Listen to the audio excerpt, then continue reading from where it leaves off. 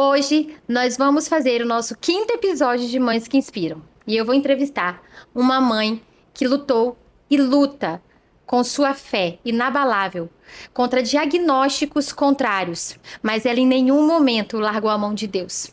E hoje ela colhe grandes frutos dessa fé e dessa perseverança. Eu vou entrevistar Jaqueline. Jaqueline, muito obrigada por aceitar essa entrevista. Esteja à vontade, fale o que Deus colocar no seu coração e fique à vontade no nosso meio. Oi, Cíntia. Obrigada pela oportunidade de poder estar contando um pouquinho da minha história, da história do meu filho, do que Deus fez, continua fazendo Amém. e vai fazer na vida dele, na nossa família, na vida de outras crianças, de outras mães que passam pelo mesmo processo que nós passamos. Amém. E para a gente começar, eu gostaria que você, Jaque, contasse um pouco da sua história, de tudo que você passou, das histórias que você já viveu até agora. Eu sou casada há 26 anos. Que bênção. E nós temos um filho mais velho, chamado Vitor, de 22. E eu sempre quis ter família grande, mais ou menos, né? Pelo menos uns 3 filhos eu gostaria de ter tido, né? Então, essa era a minha vontade. Então, nós tivemos o Vitor, mas sempre com aquilo, a gente precisa ter mais um filho, né? Em que ano que ele nasceu? O Vitor nasceu em 2003. 2003. Então a gente tava naquela, vamos ter outro filho, o Vitor ainda era muito pequenininho e tal, mas quando o Vitor tinha mais ou menos uns 3 anos, eu engravidei, então a gente ficou muito feliz, né, sabendo que ia ter outro bebê aí. Mas eu tive uma perda logo no começo. A gente não ficou tão abalado assim, porque a gente sempre teve a questão de Deus na nossa vida, né, de que não era aquele momento. Amém. E a vida foi seguindo. O Vitor deveria de ter mais ou menos uns 5, 6 anos. Eu engravidei novamente e tive outra perda. E foi logo no começo? Esta perda eu deveria de ter uns 2, 3 meses. E nesta gestação eram gêmeas. Nossa. E já fiz todo. Foi investigado, o médico, vamos ver o que está acontecendo, porque já é a segunda perda, alguma coisa está acontecendo. E foi feito muito exame e nada, né? Não aparecia nada. E continuamos a nossa vida. Aí, acho que levou um ano e meio depois, engravidei novamente. Então, a expectativa era de ouvir o batimento cardíaco. E fizemos o ultrassom e ali não se ouvia o batimento. Nossa. Então, eu tive de novo que fazer outra curetagem, então mais uma perda. E foi aí que nós tomamos as rédeas, digamos assim, né? E aí a gente colocou, olha, vamos deixar nas mãos de Deus. Se Deus achar que a gente tem que ter outro filho, a gente vai ter. Se não for para ter, tá tudo certo, né? Então assim a gente veio vindo, né? Desta forma, com este pensamento, a gente não evitava nada e a gente levou a vida normalmente.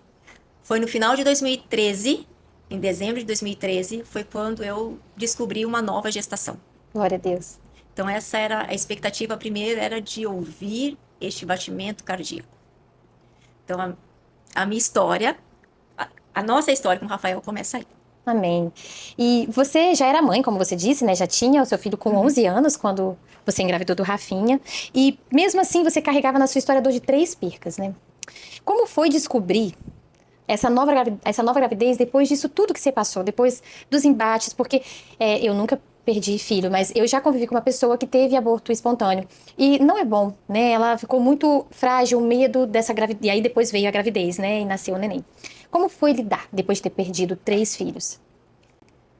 A expectativa, como eu falei, era de ouvir o batimento. Mas ao mesmo tempo, a gente fica com aquele receio, né? Será que eu vou conseguir seguir adiante, né? Com essa nova gestação? Principalmente nos primeiros meses, né? Os primeiros meses A devia nossa ser mais expectativa difíceis. era chegar ao terceiro mês e continuar, né? Aham. Então, ao mesmo tempo que a gente estava feliz, mas a gente estava muito apreensivo, né? Imagino. Porque era a quarta gestação de novo, né? Assim, né? Seguida, então a gente estava... E agora, né? Vai dar certo ou não vai dar certo? Era expectativa e ansiedade. Isso. Né? E os primeiros meses foi tranquilo, Jaque? Ou assim, você passou muito mal, você teve que ficar em repouso? Teve alguma coisa, alguma situação assim? Não, nos primeiros meses não. Foi Foi tudo natural? super natural, não tinha enjoo, não tinha nada. Foi uma gravidez normal, assim, sem nenhuma intercorrência nesse sentido de, tô enjoada, não cheiro disso, cheiro daquilo. Não, não tive isso. Pô, que bom, né? A Jaqueline estava falando para nós que depois de todos esses desafios que ela passou, de estar na quarta gestação, ela só queria ouvir o coraçãozinho bater. E ela ouviu o coraçãozinho do Rafa bater. Jaque, qual foi o seu sentimento, a sua sensação, depois de ter passado por tantos desafios, de ouvir o coraçãozinho bater pela primeira vez? O Rogério estava com você? Conta-me um pouco esse momento que você viveu. Nesse dia ele estava comigo, né? A gente estava, ele e o nosso menino, né? O mais velho, o Vitor. E esse primeiro exame, na verdade, o médico ele não, ele fez o exame normal. Aí eu perguntava assim para ele, doutor, dá para ouvir o coração? Aí ele falava assim, falou, é muito cedo ainda. Mas eu tava naquela expectativa, né? Aí no final do exame foi quando ele falou para mim, você quer ouvir? Aí eu falei, lógico, né? Era o que a gente mais queria, Nossa, é uma né? expectativa ver o coração bater. Aí ele, então eu vou colocar porque dá para ouvir. Aí a gente ouviu, Tranquilizou seu certeza. coração, né? Tranquilizou na hora, né? Mas depois comecei naquela angústia. Vai continuar batendo? É, o Né? trauma. Então aquilo ficou na minha cabeça. Será que vai continuar batendo e tal, né? Então todo o exame era aquela expectativa. Continua batendo? Eu imagino. Foi assim que a gente fez esse primeiro exame aí. Olha que interessante. Ela falou algo que eu achei muito interessante. Porque, na verdade, acho que por a gente passar por desafios, e você passou por 4, né? 3 desafios de perca, já fica uma coisa dentro de nós. Será? Meu Deus, assim. E aí, se a gente não tomar cuidado, a ansiedade entra no nosso coração. E trabalhar essa ansiedade é uma coisa que é só Deus. Né? E depois foi passando. E quando você descobriu que havia alguma coisa diferente no Rafinha? Foi no exame morfológico? Conta pra gente. Foi no exame morfológico. Eu estava já com 3 meses e foi marcado o exame. Nós fomos, a médica fez o exame. Eu lembro como se fosse hoje. Ela fez aquele exame em silêncio total. Nossa, meu Deus. Ó, mãe, já, a gente percebe no ar. E ela não falava nada. E ali eu já notei que algo não estava legal. Né? Porque Imagino. quando o médico faz um exame em silêncio, alguma coisa está errada. Né? Porque aí- geralmente eles vão falando, olha a cabeça, Aham, né? o pezinho, a aham. mãozinha. E comigo não falou nada. Nossa. E aí, Jaque, como que ela chegou e deu a notícia? Foi nesse dia? Ela esperou pra falar? Preparou vocês? Como foi? Foi nesse dia. Na hora, ela foi muito curta e grossa. Nossa, não preparou você psicologicamente? Não, nada. Ela chegou e falou, olha, vai dar uma andada no laboratório. Daqui a pouco você volta. Nossa. Porque eu preciso ver de uma outra forma. Vamos ver se o bebê consegue mexer, para eu conseguir fazer o exame melhor. Aí saí ali da sala dela, andei pelo laboratório, voltei, continuamos o exame, ela continuou em silêncio. E no fim, ela disse assim: olha, o seu bebê tem uma má formação muito grave. Nossa. Parece que é um balde de água fria na gente. Muito. Meu Deus. E ela falou: olha, seu bebê tem uma abertura de abdômen. Isso se chama onfalocele.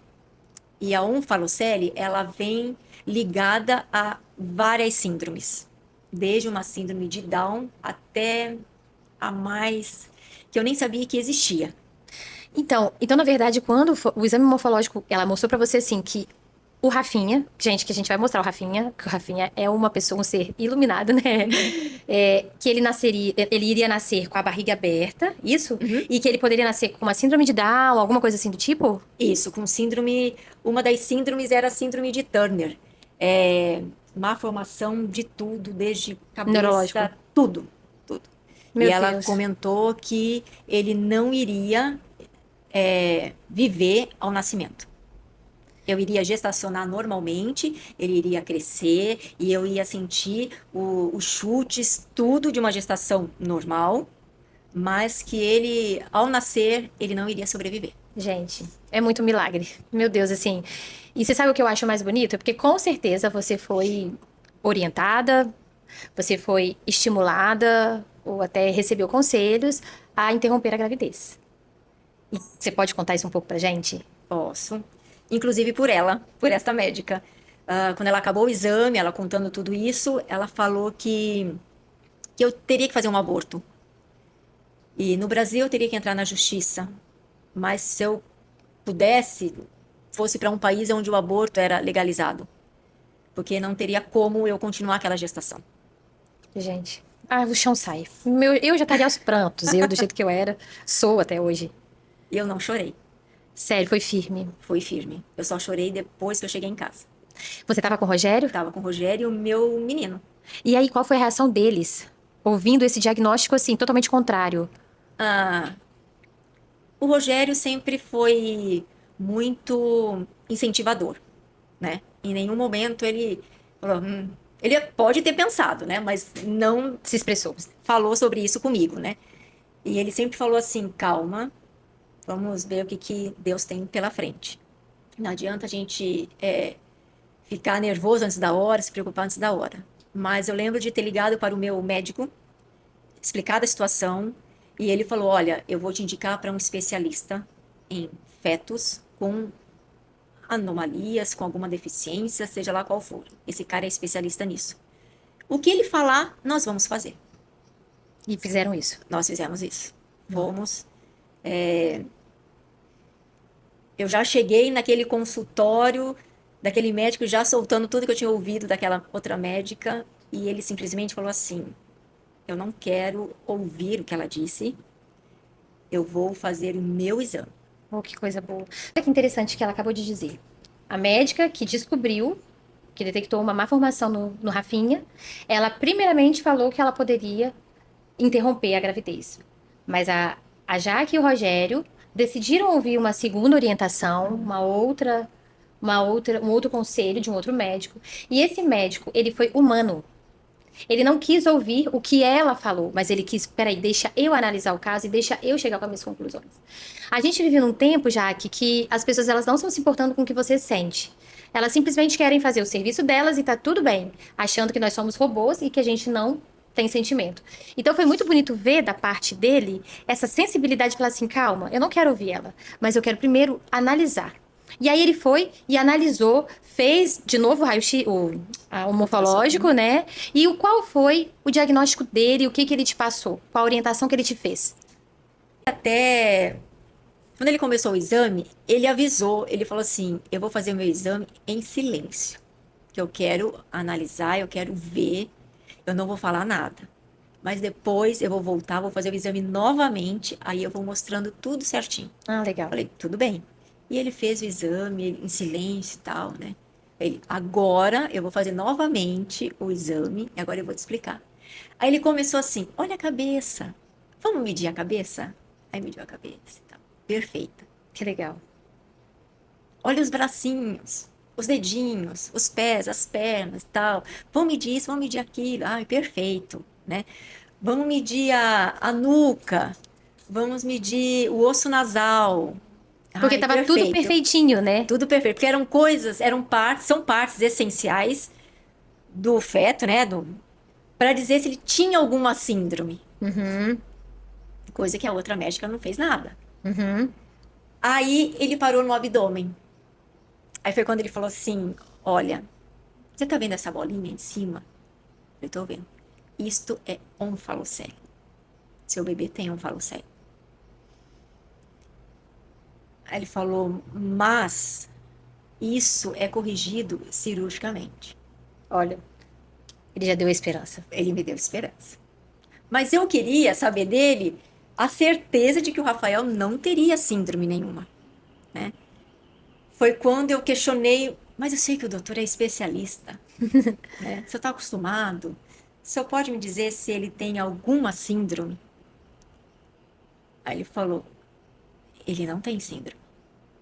Ele tem uma onfalocele isolada. Mas nós temos que fazer um exame para a gente ter 100% de certeza. E eu já sabia qual era o exame. Eu falei, eu tenho que fazer esse exame amanhã? Não. Daqui a 1 mês e meio. Nó. porque ele precisa estar com, acho que 20 e tantas semanas, eu não lembro direito, para que esse exame seja feito correto. E assim foi. E assim foi, 1 mês e meio esperando essa angústia para Imagina. esperar esse dia. Então, agora você fez uma outra pergunta interessante. Você teve que ficar mais 1 mês e meio esperando para fazer o próximo exame. Esse 1 mês e meio, se a gente. Gente, mãe é mãe, né? Deve ter dado muita aflição, ansiedade. Como você fez para conseguir passar esse 1 mês e meio de uma maneira mais tranquila e equilibrada? Você conseguiu passar? Você se apegou a Deus? Eu quero dar o seu testemunho. Não, consegui passar com muita tranquilidade, né? Mas só deixa eu voltar um pouquinho. No dia do exame, esse médico mesmo olhou para mim, ele falou assim, vocês estão preocupados com o quê? Falei, doutor, eu ouvi de uma médica tudo que eu já falei para o senhor assim que eu cheguei. E eu não posso me preocupar? Aí ele fez uma pausa, ficou olhando para mim, para o Rogério, falou assim, você acredita em Deus? Nossa, falei, acredito. E aonde está a sua fé? Coloca em xeque, né? Eu falei, pois é. Eu falei, é difícil nessas horas, né? Na verdade, é difícil quando a gente recebe um diagnóstico, naquele momento você olhar e pensar em Deus naquele momento. Sim. Parece que o mundo se fecha, né? Isso, parece que aquele problema é seu e de mais ninguém, que aquilo é o caos, né? Você não lembra de falar, Deus, me ajuda. Né? Você falou uma coisa tão verdadeira agora, Jaque. Parece que o problema é seu e de mais ninguém. Isso. E o ser humano, nós temos essa tendência. A gente carrega o mundo nas nossas costas, achando que a gente vai conseguir salvar a pátria. Não, eu vou dar conta, eu vou conseguir, eu vou ajudar meu filho a ter um milagre, mas isso tudo tá na mão de Deus. O que a gente não consegue controlar tá debaixo do controle dele. Nossa, você falou uma verdade muito, muito profunda. Já que você enfrentou muitos médicos, muitas opiniões contrárias e muito duras e desumanas também, né? O que te manteve de pé quando tudo ao seu redor parecia que não ia dar certo, que era pra você desistir? O que te manteve de pé esses momentos? Não foram fáceis, né? Mas eu nunca pensei em desistir. Porque assim, eu sou uma pessoa muito... Meu filho mais velho fala isso, né? O marido fala. Sou muito forte. Então, para alguma coisa me abalar, é difícil. Eu vou fazer até um comentário, porque eu tô convivendo um pouco com a Jaque agora. Eu não sei, você pode até me corrigir alguma coisa, mas eu acho que você também... Eu já percebi uma coisa em você, já que você é de uma cultura europeia. Uhum. E eu vejo diferença. Não que não existe melhor ou pior, mas eu vejo que, por eu estar convivendo com você, às vezes eu vejo você muito certa nas suas coisas. Centrada. Eu acho isso muito legal de você. Eu acho que isso é uma questão de cultura. Você já parou pra pensar nisso? Você consegue ver uma diferença entre... Porque seu pai era português, tipo, morou. Então ele veio de uma cultura diferente da nossa. Não tô falando que a nossa é pior. Mas eu vejo umas diferenças em vocês. Igual esses dias um primo meu tava contando, ele é casado com uma mulher... acho que é da Hungria, né, a esposa dele, ele tava falando que ela não é, assim, tão empreendedora, né, eu falei, mas o europeu, ele não tem que ser igual o brasileiro, que tem que se virar pra conseguir ter as coisas, o europeu teve as coisas com mais facilidade, então eu acho que é uma questão cultural, eu vejo isso em você consegue perceber isso, assim, a cultura europeia faz uma diferença em você, de você ser mais centrada, você entendeu minha pergunta? Entendi. Mas nunca parei pra pensar nisso, não. Eu ia falar isso com você. Faz sentido, mas faz sentido. Porque, assim, o meu pai era um homem muito forte, né? E a minha mãe também é uma mulher forte, né? A minha mãe não se abala. Minha mãe é uma rocha. Imagino. Né? O meu pai, ele era mais Uhum. assim, chorão, né? A minha mãe não. Minha mãe sempre firme. Uhum. Então, eu acho que eu sou desse jeito porque ambos são assim, né? Meu pai era e minha mãe é dessa forma, né? Uhum. Eu acho que não só eu, como os meus irmãos também são assim. Também, né? Então, quando vem algum desafio... Tipo assim, desista, você não desiste. Não. Que legal. Não que eu não me abale, isso não quer dizer que eu não vá sofrer, né? Assim, poxa, a história do meu filho, tudo que meu filho estava passando, ainda dentro da minha barriga, né? Quando eu converso com alguém, as pessoas falam, nossa, você se manteve firme. A maioria das vezes, mas tinha dias que abalava, né? O choro vinha, o desânimo vinha, mas ao mesmo tempo eu tinha um marido que não, vamos lá. Então também ele te Não manteve acabou. de pé. Sim, ele me manteve de pé. E, logicamente, Deus acima de tudo. Amém. Né? Você teve alguma experiência com Deus nesses momentos? Eu só fui me dar conta depois do nascimento do Rafael, mas uns 2 anos depois. Foi quando eu parei para, nossa, aconteceu tal coisa. Olha, Deus já estava ali. A gente consegue fazer depois uma Porque quando a gente tá apuração. naquele turbilhão, você Você não não. vê É nada. nada, nada. Você não vê nada. Nada, nada, Você tá nada. ali, na correria, sua cabeça tá ali, você tem que fazer, você tem que agir, você não para pensar. Você sabe, eu tive uma experiência. O Pedro, quando ele nasceu, ele também foi pra UTIM. Ele nasceu e foi pra UTIM. Ele ingeriu mecônio. E foi, nossa, isso que você falou, eu senti. Tipo assim, você só pensa assim, meu Deus, e agora? Eu vou ficar sem meu filho. Eu lembro que eu tive que ir pra casa e ele ficou na UTIM, ele ficou 10 dias na UTIM. Eu não consegui olhar pro quarto dele, de tão desesperada que eu fiquei.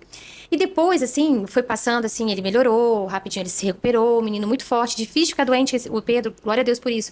Mas hoje, quando eu volto lá atrás, eu lembro de algumas coisas, igual a primeira vez que uma amiga minha, com a mãe dela, foi visitar ele tinha 3 meses. Cara, elas começaram a cantar e ele começou a balbuciar com a boca. Eu achei tão impressionante aquilo. E minha amiga esses dias me lembrou. Ela, Cíntia, você lembra quando eu fui visitar o Pedro? Ele cantou junto com a gente? Ele tinha 3 meses de idade. Então, é essas coisas que você falou que acontece mesmo. Depois que passa, que a gente lembra, ele tava ali. Tinha um motivo pra isso. Provavelmente, até eu acredito, quando eu tava na UTIM com meu filho, eu tive que orar pra algumas mães, que tinha muitas mães desesperadas. Tinha uma mãe que nasceu com os filhos, com os órgãos estavam todos fora do lugar. Eu não esqueço disso. No dia que eu saí, o menino tava com 41 graus de febre. E ela pediu oração. Eu falei, Deus teve um propósito pra eu vir pra UTIM. Você passou provavelmente com coisas muito parecidas, até maiores do que essa, porque você ficou muito tempo na UTIM, né?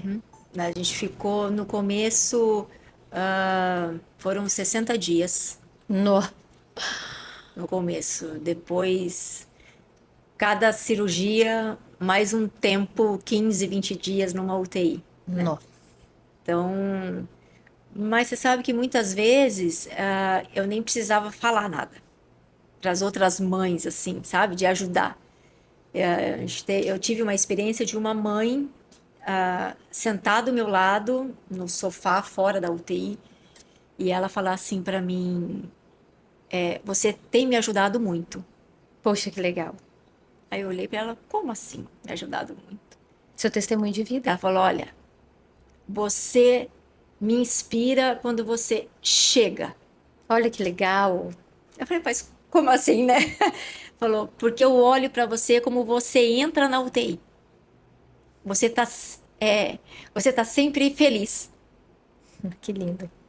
Assim mesmo que por dentro aquilo tá. É chocante você ter um filho na UTI, Não, não é né? fácil. Quando meu filho em coma, né? Você entrar e ver seu filho todo cheio de fio, O Pedro também né? ficou. Então ela falou: isso me inspira porque você entra feliz e sai feliz. Em nenhum momento você chora, você abaixa sua cabeça.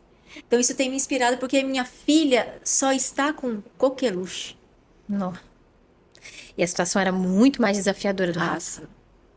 A gente é aquilo que Billy Graham fala, nós somos a Bíblia dos não crentes, né? As isso. pessoas olham o que você faz, né? É uma nuvem de testemunhas que fica ao nosso redor. E você, sem pensar, você estava exalando o perfume de Cristo. Nasceu com todos os órgãos fora do corpo, mas ele nasceu respirando. Já que como que você percebeu que isso era um milagre? A expectativa era que ele respirasse sozinho, né? Então essa era a nossa o primeiro milagre até então. Eu queria até botar a foto dele. Vamos começar Olha. colocando foto dele. Ó, aqui, ó, é a expectativa do nascimento do Rafinha. Ele já tava no forninho pra sair. Estava. Aí o médico, eu já sabia que teria que ser uma cesárea marcada com, né, dia e hora muito certinho. E foi marcada essa cesárea. Foi marcada para uma semana depois, para o dia 16 de agosto. Mas o meu médico falou assim: eu vou mudar, porque o Rafael não vai chegar dia 16 de agosto. Ele foi sentindo, né? Ele falou: vamos para o dia 12. Tudo bem, dia 12. Naquela madrugada eu comecei a ter dores, né? De par? De parto. contração. Isso. E eu já sabia que o Rafael não poderia nascer de parto normal, que o risco era muito grande. Imagino. Então eu acho que o milagre ele começa um pouco antes até do nascimento do Rafa. Quando a gente para pensar e voltar ao tempo, a gente começa a ver os milagres na questão dos médicos escolhidos, do próprio nome, de todos os exames que eu fazia, né, até o nascimento dele. Mas o que a gente esperava, essencial para a vida dele, era ele respirar sozinho. E os médicos estavam esperando ele respirar sozinho ou estava tendo uma dúvida? Provavelmente a dúvida, acho que eles não tinham dúvida, eu acho que eles esperavam que o Rafael fosse entubado. Entendi, eles já estavam nessa Já expectativa. estavam, né? E vocês pediram a Deus para que ele nascesse respirando. Ah, sim. Quando tirou o Rafael, que a gente escutou o choro, Vou passar para todo mundo ver ele. Peraí. nós escutamos Peraí. o chorinho. Aqui. Nós escutamos o choro dele. Então aquilo foi um alívio, né, pra gente, Imagina. de ouvir aquele chorinho e tal. E o centro cirúrgico, eu lembro, tinha muito médico ali dentro. E não pude ver o Rafael quando tiraram ele. Na verdade, eu já sabia que seria assim, né? O médico cirurgião, o primeiro cirurgião que cuidou dele, falou: olha, o Rafael, seu médico vai tirar ele, vai me entregar, nós vamos levar ele para uma outra sala, porque ele é o principal ali, né? Que precisava de mais cuidados. Isso. Aí tiraram ele, já levaram. Só que enquanto o meu médico estava terminando a minha cesárea, né, e tudo, o cirurgião veio, ficou atrás assim de mim e falou: o Rafael não nasceu só com faloceme, Nossa. ele nasceu com outros desafios. Mas ele está bem, ele está respirando. E daqui a pouco eu vou trazer ele aqui para você conhecer, para vocês conhecerem, né? Porque o Rogério também não tinha visto. E não demorou muito. Trouxeram ele exatamente como está nessa foto. Não tiraram ele muito de dentro, só puxaram ele um pouquinho para fora. Não pude tocar, não pude nada, só olhar para ele. Ele estava quietinho, né? E levaram ele daí para UTI. Desse jeito aí. Pode passar? Pode. O Rafael nasceu 7h25 da manhã do dia 12. E o Rogério foi vê-lo na UTI primeiro que eu. E à noite é essa foto aí.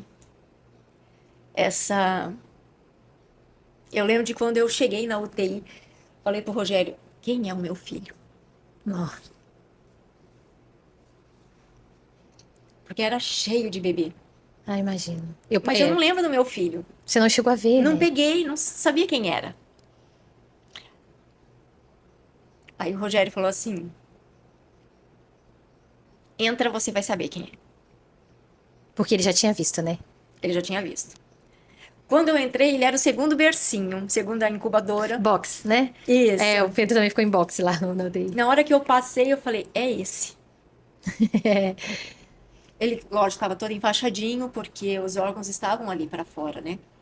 Ele não está entubado, aquilo ali é uma sonda de alimentação. Uhum. Mas ele estava calmo, tranquilinho ali dentro. E estava bem, Que bênção. Muito bem tratado, né? muito bem tratado. Esse foi o dia que o Vitor conheceu ele pela primeira vez. Ele já tinha quanto tempo? Uns 20 dias, mais ou menos. Não tinha ido pra casa ainda. Não, não, não. Eu só fui para casa. Não, eu ia para casa para dormir, né? Mas Mas ele? passava o dia. Ele só foi pra casa quando? Ele tinha acho que 45 dias mais ou menos. Ficou de vida. bastante tempo. Mas isso aí não podia acontecer porque é proibido criança, né? Mas foi uma das médicas que cuidava do Rafa que ela falou assim: eu vou conseguir. E seu filho devia estar doido pra ir, né? Com certeza. Aí foi até um dia à noite. Ela falou: olha, tem que ser 8h30 da noite para ele entrar. Tem que ser exatamente nesse horário. Porque às 9 as mães entravam para amamentar. Uhum. Né?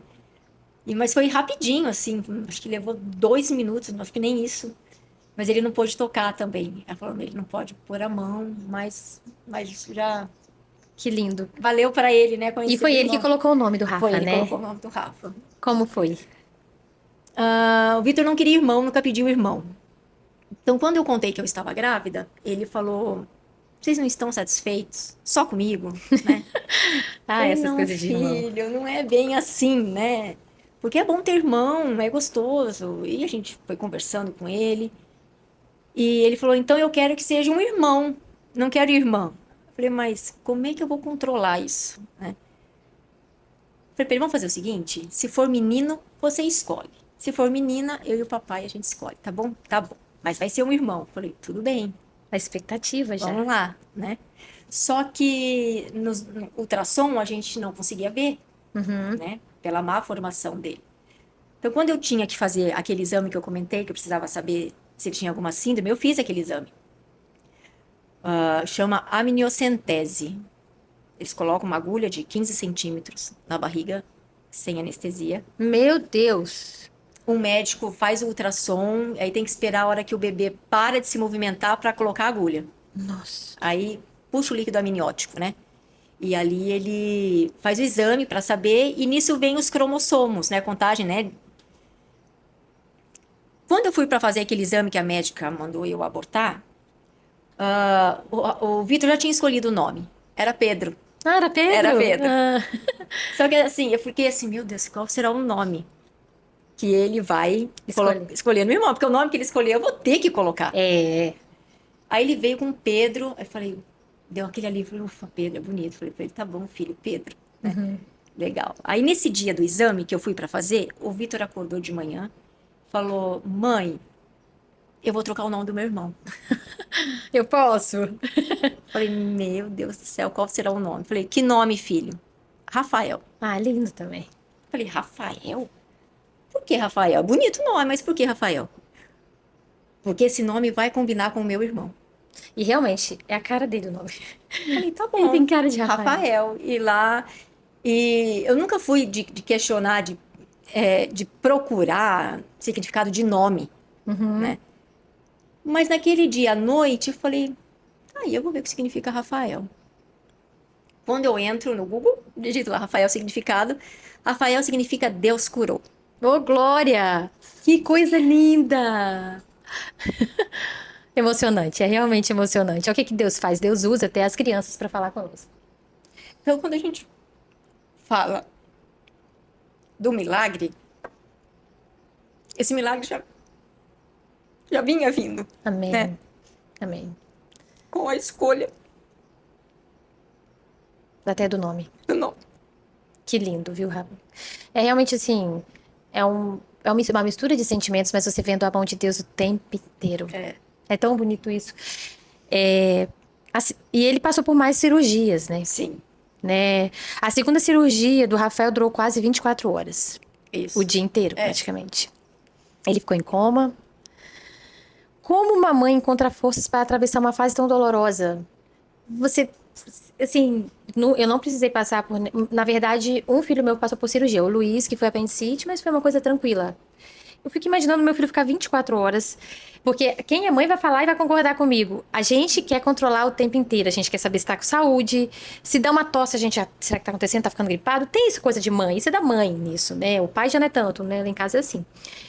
24 horas ele dentro de uma mesa de cirurgia. Meu Deus do céu. O que você fez? Pessoas te ajudaram? Como foi? Pessoas te ajudaram em oração? Qual foi o suporte que você teve e como você conseguiu passar por isso? Vou passar até mais uma fotinha. Essa é quando o Rafael colocou a roupa pela primeira vez. Ah, que gracinha, alemãozinho, olha. Eu nem pude, na verdade, fazer um enxoval direito. O médico falou, você não faça enxoval, você não monte quarto. Nossa. Mas chegou no final ainda da gestação, eu falei pro Rogério, falei, olha, ou a gente acredita, ou não. É. O médico falou, não faça enxoval, não compre nada, não monte quarto. Falei, Nossa, que balde de a água gente fria, tá né? errado. Falei pra gente tá errado, É porque, na verdade, é pela fé. né? Falei, eu quero fazer um enxoval e eu quero montar o quarto. Ele, então tá bom. Tava grávida de 8 meses. Eu fui, lógico, não montei um enxoval inteiro, porque eu já sabia o tempo da UTI, que o bebê ia ficar de fraldinha. É RN, você nem Né? precisava comprar. Ele falou, RN, 1 mês, 2 meses, você não compre. Falei, tá bom. Comprei RN, comprei 1 mês, 2 meses, 3 meses. É fé. Você agiu por fé. E montei o quarto, né? Chamei marceneiro, eu quero assim, quero assado e tal. Eu sabia que o quarto dele ia ter que ser mais ou menos como se fosse uma UTI, né? Isso eu já sabia. Então, o quarto dele era todo branco. Não poderia ter uma pelúcia, nada. Então você entrava naquele quarto, era branco, sem nada. Pra não ter infecção, alguma Isso. coisa? Ah, entendi. Então não podia ter nada. E com 25 dias, mais ou menos, usando uma roupinha RN. Oh, Glória, que gracinha. E me conta dessa segunda Dessa cirurgia. segunda cirurgia dele,